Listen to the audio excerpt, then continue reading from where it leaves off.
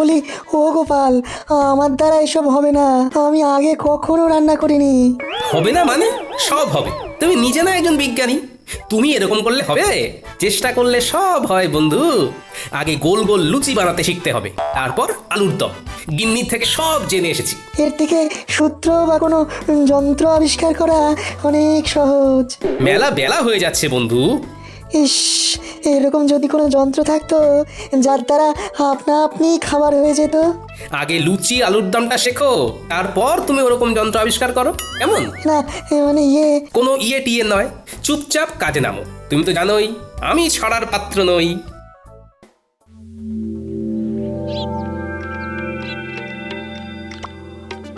কি হে বন্ধু, কি খবর? বিজ্ঞানী কি রান্না করেছে জব্বর? শিখিয়ে তো এলাম তাকে, একদম ফল পাওয়া যাবে ভোজন মেলায় হাতে নাতে। আহা, কি দারুণ ছন্দ! দেখো তো কেমন বেরোচ্ছে ঘুগনির গন্ধ। কি দারুণ গন্ধ! তা সভা কবি, তুমি কি রাঁধতে পারো? হ্যাঁ, আমি রাঁধতে পারি, তাতে নেই কোনো সংশয়। সেই জন্যেই মেলায় বিকাবো ঘুগনি ও মুড়ি মহাশয়। সাবাস বন্ধু, সাবাস। তা তুমি কি বেচবে গোপাল? ঠিক করেছো কি ঘুম থেকে উঠে সকাল সকাল? না বন্ধু, কিছু ঠিক করিনি এখনো, দেখি কি বিক্রি করি।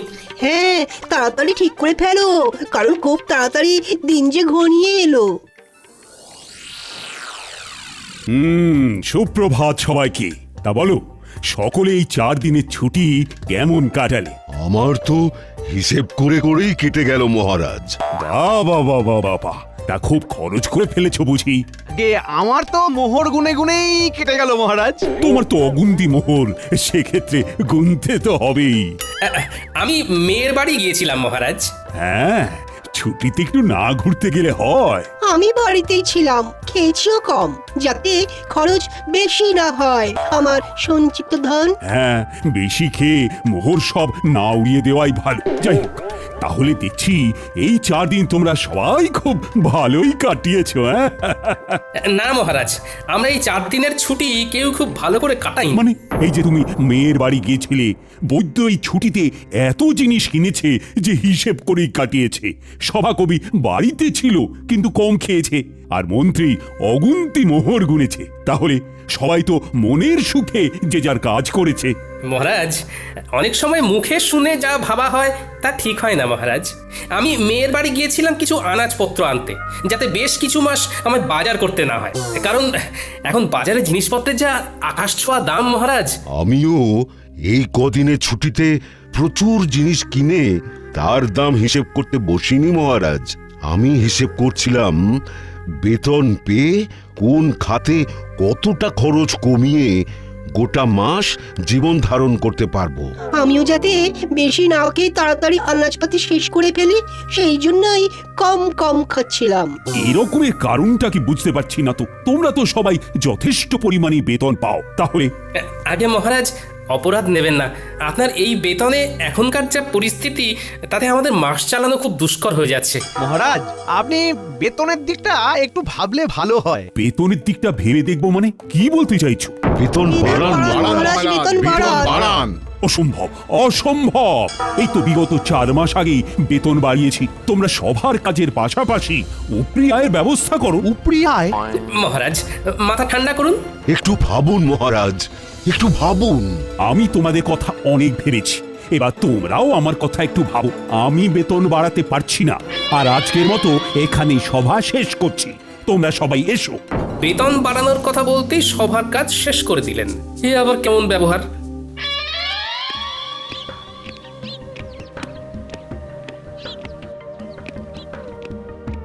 একে মহারাজ, আপনি এখন এই অসময়ে? হ্যাঁ, চলে এলাম আর কি। সবাই একটু গন্ডগোল হয়েছে। তারা বেতন বাড়াতে বলছে রানী, যা বেতন পাচ্ছে তাতে নাকি জিনিসপত্রের বাজারে যা আকাশ ছোঁয়া দাম তাতে হচ্ছে না। আপনি কি বলেছেন শুনি? আমি বলে দিয়েছি বেতন বাড়ানো এখন অসম্ভব। আমি ওদেরকে বলেছি উপরি আয়ের ব্যবস্থা করতে। সে কথা শুনে সবাই কি বললেন?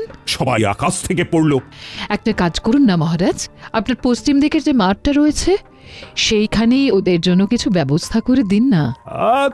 তোমার কথাটা মাথায় থাকলো, তবে 2 দিন বাদে বলবো। আগে দেখি ওরা কে কি করে। বেশ। কেনে গগিন্নি, বলো। এ কি গগিন্নি, তুমি শুয়ে আছো? শরীর খুব খারাপ নাকি? দেখি দেখি। হেমা, তোমার গা তো জ্বরে পুড়ে যাচ্ছে। কিছু খাওনি নাকি? আমি উঠতে পারছি না। আজকে রান্নাটা যে কি করে করব বুঝতে পারছি না গো। হ্যাঁ, রান্না নিয়ে কিছু ভেবো না, ও আমি করে নিচ্ছি। তুমি শুধু চুপটি করে শুয়ে থাকো দেখি। না, সে কি করে হয়? তোমার এসব রাধা বাড়া অভ্যেস নেই।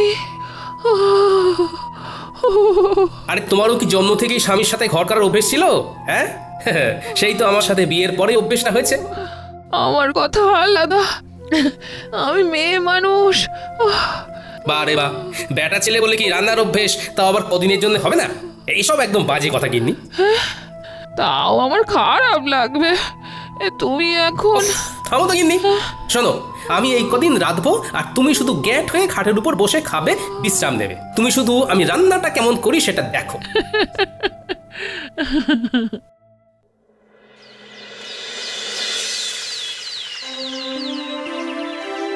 সুপ্রভাত। আশা করি সবাই ভালো আছো।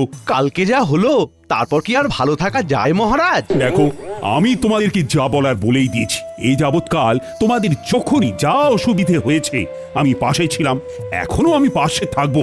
তাই বলে যখন তখন বেতন বাড়ানোটা সত্যিই অসুবিধের। আমি তো শুধু চিকিৎসাই পারি, এর বাইরে তো কিছুই পারি না। তাই তাই কিভাবে যে উপরি হায় হবে অন্য কিছু করে সেইটাই মাথায় আসছে না। মহারাজ যদি একটু উপায় বলে দেন। সেই আমাকেই উপায় বলতে হবে? আচ্ছা, দেখছি।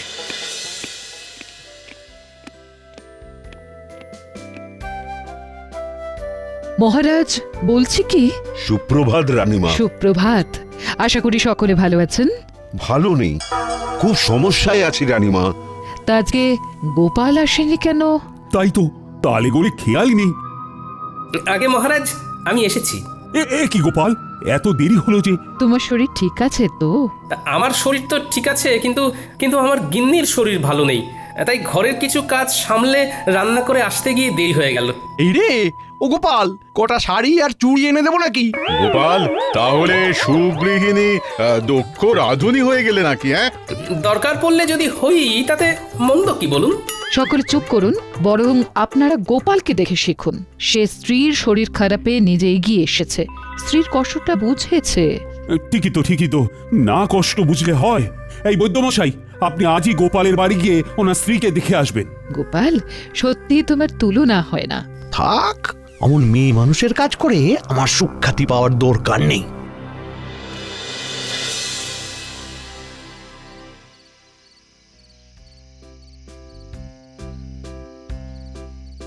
কি ব্যাপার রানী, এমন উদাস ভাবে বারান্দায় দাঁড়িয়ে? ভাবছি গোপাল গিন্নির কত ভাগ্য ভালো। কেন? এই যে সে এমন এক স্বামী পেয়েছে যে তার সব দুঃখ কষ্ট বোঝে। আর তোমার স্বামী বুঝি সেটা বোঝে না? না, কিছু কিছু সময় বোঝে, আবার কিছু কিছু সময় বোঝে না। আচ্ছা, বুঝেছি। তোমার মন পেতে গেলে আমায় তাহলে একদিন লুকিয়ে লুকিয়ে ঠাকুরদের সরিয়ে তোমাকে রেঁধে খাওয়াতে হবে, তাই তো? আপনি রাঁধতে পারবেন? কি জানি, তবে চেষ্টা করে দেখতে পারি। আমার মনে হয় আপনি আর আপনার সভাসদেরা, মানে গোপাল বাদে কেউ রাঁধতে পারবেন না। এত বড় অপবাদ দিও না রানী। গোপাল ছাড়াও আর বাকিদের ভিতরে কেউ না কেউ নিশ্চয়ই রাঁধতে পারে। বলছেন? আচ্ছা, একটা কাজ করলে কেমন হয়? কাজ? কি কাজ? আপনাকে ওই দিন বলছিলাম না, আপনার পশ্চিম দিকের মাঠটায় ওদের কিছু একটা উপরি আয়ের জন্য ব্যবস্থা করে দিন। হ্যাঁ, তার সাথে এর কি সম্পর্ক?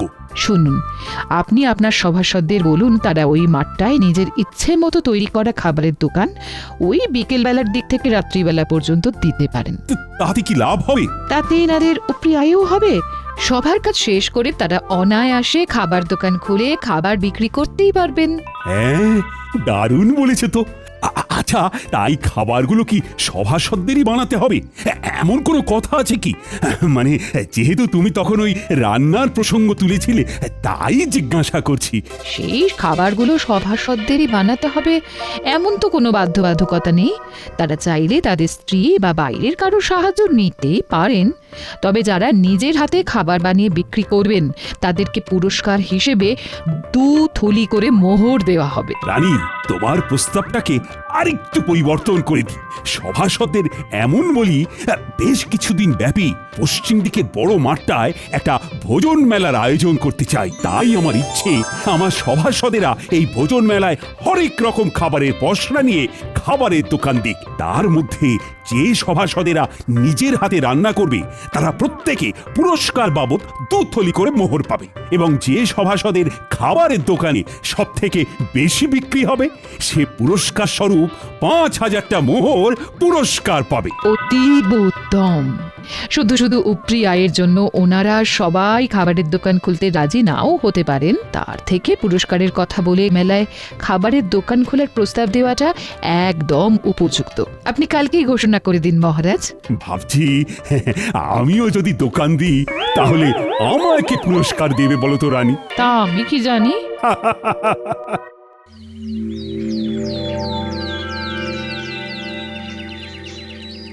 হ্যাঁ, তোমাদের সকলকে আজ একটু তাড়াতাড়ি ডাকার পিছনে আমার একটা বিশেষ উদ্দেশ্য আছে। কি উদ্দেশ্য মহারাজ? মহারাজ, আমি তোমাদের সকলের উপরি আয়ের জন্য একটা পদ ভেবেছি।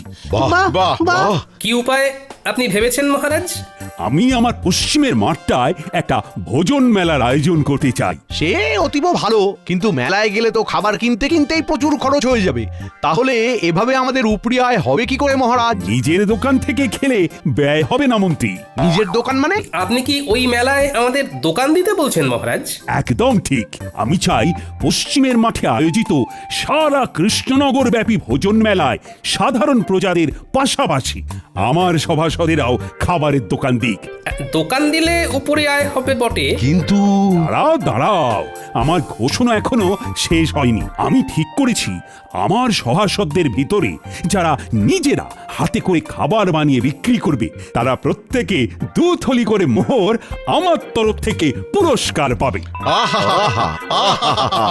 আহা, দাঁড়াও, এখনো তো কথা শেষ হয়নি। আর যে সভাসদদের দোকানে সব থেকে বেশি বিক্রি হবে সে আমার তরফ থেকে পুরস্কার বাবদ 5,000 মোহর পাবে। তার মানে খাবার বেশি বিক্রি করতে পারলে 5,000 মোহর পুরস্কার, আর নিজের হাতে খাবার বানাতে পারলে 2 থলি মোহর পুরস্কার। আবার নিজে খাবার না বানাতে পারলেও অন্য কারুর সাহায্য নিয়ে উপরি আয়ের জন্য দোকান দেওয়া যাবে, তাই তো মহারাজ? একদম। এই মেলা প্রায় মাসখানেক চলবে। তাহলে তোমরা কি ভাবছো? মানে আমার প্রস্তাবে কি রাজি হবে? আমি রাজি মহারাজ। আমি দোকান দিতে রাজি, যদি হেরেও যাই বাজি। আমিও রাজি। আমিও দোকান দেব। মহারাজ, দোকান না দিয়ে সবার দোকানের খাবার চেখে দেখার জন্য কোনো পুরস্কার নেই না? মন্ত্রী, মানে মহারাজ, আমিও সবার মতো দোকান দেব তাহলে। বেশ, তাহলে সবাই প্রস্তুত হয়ে নাও। দিন 7 পরেই শুরু হবে ভোজন মেলা। ও হ্যাঁ, মনে আছে তো সবার, কালকে আমাদের ছুটির দিন, রাজসভা বন্ধ। হ্যাঁ মহারাজ।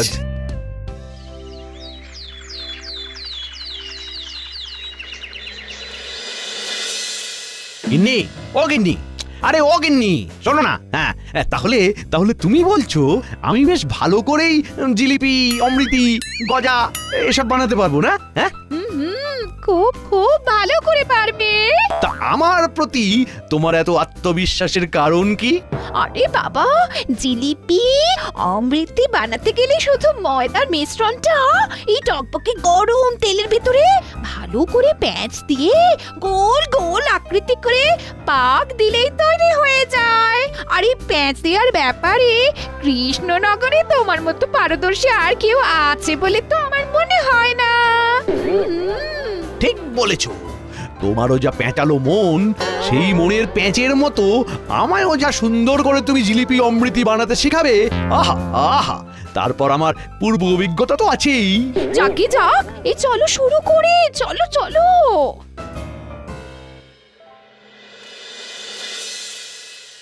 বলি, ও গোপাল, আমার দ্বারা এসব হবে না। আমি আগে কখনো রান্না করিনি। হবে না মানে? সব হবে। তুমি নিজে না একজন বিজ্ঞানী, তুমি এরকম করলে হবে? চেষ্টা করলে সব হয় বন্ধু। আগে গোল গোল লুচি বানাতে শিখতে হবে, তারপর আলুর দম, গিন্নির থেকে সব জেনে এসেছি। এর থেকে সূত্র বা কোনো যন্ত্র আবিষ্কার করা অনেক সহজ। মেলা বেলা হয়ে যাচ্ছে বন্ধু। ইস, এরকম যদি কোনো যন্ত্র থাকতো যার দ্বারা আপনা আপনি খাবার হয়ে যেত। আগে লুচি আলুর দমটা শেখো, তারপর তুমি ওরকম যন্ত্র আবিষ্কার করো, কেমন? না মানে কোনো ইয়ে টিয়ে নয়, চুপচাপ কাজে নামো। তুমি তো জানোই আমি ছড়ার পাত্র নই।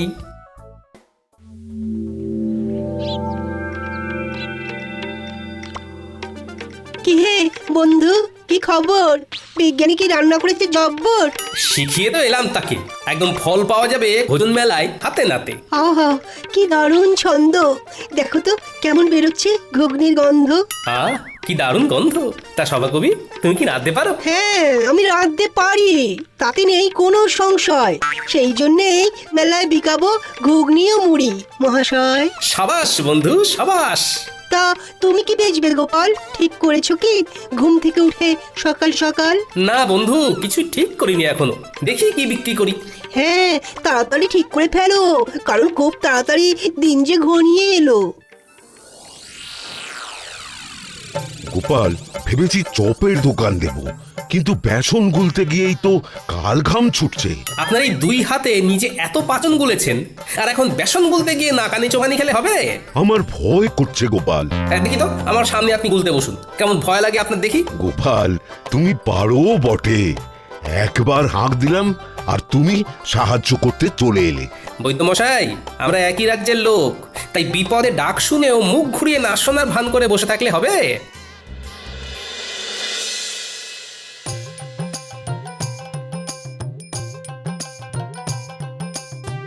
হ্যাঁ গো, এলে? হ্যাঁ হ্যাঁ, মোটামুটি সবার বাড়ি একবার করে ঢু দিয়ে এলাম, বুঝলে গিন্নি।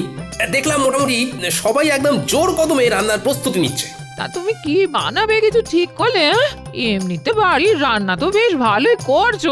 সেটাই তো এখনো ঠিক করে উঠতে পারিনি। সবাই মোটামুটি সেই গতে ধরা রান্নাই করছে। না, আমায় একটু অন্যরকম কিছু ভাবতে হবে। দাদু, ও দিদা, এক ঘটি জল দাও না। ঝাল কি ঝাল! আর খাবো না, না কুলছি কাল মুলছি, আর খাবো না। উফ, বাপরে বাপ। দাঁড়া দি, কিন্তু কি খেয়েছিস বলতো? ফুচকা। আমার বাবা শহরে গিয়েছিল, তাই ফেরার পথে ওখান থেকে এনেছিল ঝাল ঝাল ফুচকা। জানো তো দাদু, এখানকার কেউই ফুচকার তেমন নাম শোনেনি। গিন্নি, ও গিন্নি, ফুচকার দোকান দিলে কেমন হয়? খুবই ভালো হয়। সেইবারে খুকির বাড়িতে গিয়ে খেলাম, শহর থেকে জামাই এনেছিল, অসাধারণ। কিন্তু তুমি কিভাবে বানাই শিখবে কি করে? এখনো হাতে 4-5 দিন সময় আছে গিন্নি, শহরে গিয়ে শিখে আসবো কালকে, তারপর ভোজন মেলায় ফুচকা বিক্রি করবো। আহা, শুধু খাবারের মেলায় কেন, গোটা কৃষ্ণনগরে তুমি বিক্রি করবে। এখানকার কেউ জানেই না ওই ফুচকার নাম। ভালো লাগলে না, এই প্রচুর প্রচুর বিক্রি হবে। তা ঠিক, আর মহারাজ এটাও বলেননি যে খাবার শুধু ভোজন মেলাতেই বিক্রি করতে হবে। আমি কিছুক্ষণ দোকানে থেকে ফুচকা তৈরি করে ঠেলা গাড়ি নিয়ে ফুচকা বিকোতে বেরিয়ে যাব। তারপর তুমি আর ন্যাপলা পুঁটি গুলটে দোকান সামলাবে। দাদু, তুমি চিন্তা করো না, আমরা সব সামলে দেব। দারুণ দারুণ জিনিস খাওয়ালে গোপাল, অপূর্ব স্বাদ। পুরটা খাসাও মেখেছো গোপাল। শুভেচ্ছা বন্ধু, একদম অন্য ধরনের জিনিস খাওয়ানোর জন্য। আর অসংখ্য ধন্যবাদ আমাকে লুচি আলুর দম শিখিয়ে দেওয়ার জন্য। আরে ধুর, কি যে বলো, তা বিক্রি কেমন হচ্ছে? আমার দোকানেও মন্দ নয়। আমার দোকানেও তোমার কল্যাণে বেশ ভালোই বিক্রি হচ্ছে। বাহ, শুনে ভালো লাগলো। হ্যাঁ গো, আর দেরি করো না, দেরি করো না, ফুচকার ঠেলাটা নিয়ে গুলটেকে সঙ্গে করে নিয়ে রওনা দাও, আমরা দোকান সামলে নিচ্ছি। হ্যাঁ, ঠিক বলেছো গিন্নি। এই গুলটে, চল চল চল। ফুচকা নেবে গো, ফুচকা, ফুচকা নেবে গো, ফুচকা, ভোজন মেলায় গোপালের বিখ্যাত ফুচকা। এক মোহরে 7টা, খেয়ে যাও খেয়ে যাও, এক মোহরে 7টা। ফুচকা নেবে গো। ফুচকাটা আবার কি? হ্যাঁ হ্যাঁ, আমি বুঝেছি ফুচকা কি। তাও আবার খাবারের মেলায় গোপালের বিখ্যাত ফুচকা। চল চল চল, খেয়ে দেখবি, চল বাকি দুটো ডাক। তো ভালো খেতে, ভালো খেতে, আরো দিন আমায় ফুচকা দিন। দাদু, মন বলছে এই এক ঠেলা গাড়ি ফুচকা না নিমেষেই শেষ হয়ে যাবে। দেখে নিও দাদু, তুমি হবে সেরা বিক্রেতা। দূর পাগলা, সেরা বিক্রেতা না, সর্বোচ্চ বিক্রেতা। দুটো একসাথে বললেও কিন্তু মন্দ লাগবে না।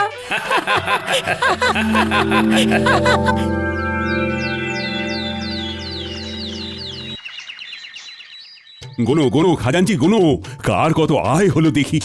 মন্ত্রীরটা হলো 1, 2, 3, এই সর্বমোট 300 মোহর। তবে মন্ত্রী মশাই নিজেই সব বানিয়েছেন। বেশ বেশ, পরের জন। পরের জন হলেন বিজ্ঞানী বাবু, তার মোহর 1, 2, 3, সর্বমোট 900 মোহর। ইনিও নিজের হাতেই খাবার বানিয়েছেন। এই বিজ্ঞানী আমার থেকেও বেশি আয় করেছে, এ কি কপাল! হ্যাঁ, এরপর সভাকবি, ওনার মোহরের সংখ্যা হলো 1, 2, 3, সব মিলিয়ে 850 মহারাজ। ইনিও নিজের হাতে খাবার তৈরি করেছেন। বাহ বাহ বাহ, চমৎকার। তারপর? এরপর বৈদ্যমশাই, ওনার মোহর হলো 1, 2, 3, 600 মোহর মহারাজ। ইনিও নিজেই চপ বানিয়েছেন। এরপর গোপাল, মোহর হলো 1, 2, 3, 7,000 মোহর মহারাজ। ওরে বাবা! সাবাস গোপাল, সাবাস, তুমি বিজেতা। এই এই এই এই ফলাফল মানি না, কারণ গোপাল শুধু ভোজন মেলায় নয়, সারা গ্রাম সারা রাজ্য ফুচকা বিক্রি করেছে। মন্ত্রী মশাই, মহারাজ শুধু বলেছিলেন ভোজন মেলায় খাবারের দোকান দিতে। উনি এর পাশাপাশি এরকম কিছু বলেননি যে সেই খাবার কেবলমাত্র ওই মেলা ছাড়া মেলার বাইরে কোনোভাবেই বিক্রি করা যাবে না। তাই আমি আমার ফুচকার বিক্রি বাড়ানোর জন্যে মেলা ছাড়াও মেলার বাইরে এই রাজ্যের অন্যান্য গ্রামেও বিক্রি করেছি। সুতরাং আমি জানি আমি কোনো অন্যায় বা অসততার কাজ করিনি। আমি গোপালের এই যুক্তিকে খণ্ডাতে পারবো না, কারণ গোপাল একদম অকাট্য যুক্তি দিয়েছে। ধন্যবাদ, ধন্যবাদ গোপাল। তুমি আরেকবার আমাদের চোখ খুলে দেখিয়ে দিয়েছো যে কিভাবে সততার সাথে পরিশ্রম করে নিজের আয় বাড়ানো যায়, কিভাবে বুদ্ধি খাটিয়ে কোনো নতুন জিনিসকে সবার সামনে তুলে ধরা যায়। সেই জন্যেই তো গোপাল আমাদের সবার থেকে আলাদা। নাও আনো এবার পুরস্কারটা, তার সাথে সবাই মিলে বলো গোপাল আমাদের সেরা, তাই ধন্য হয়েছি মোরা। গোপাল আমাদের সেরা, তাই ধন্য হয়েছি মোরা।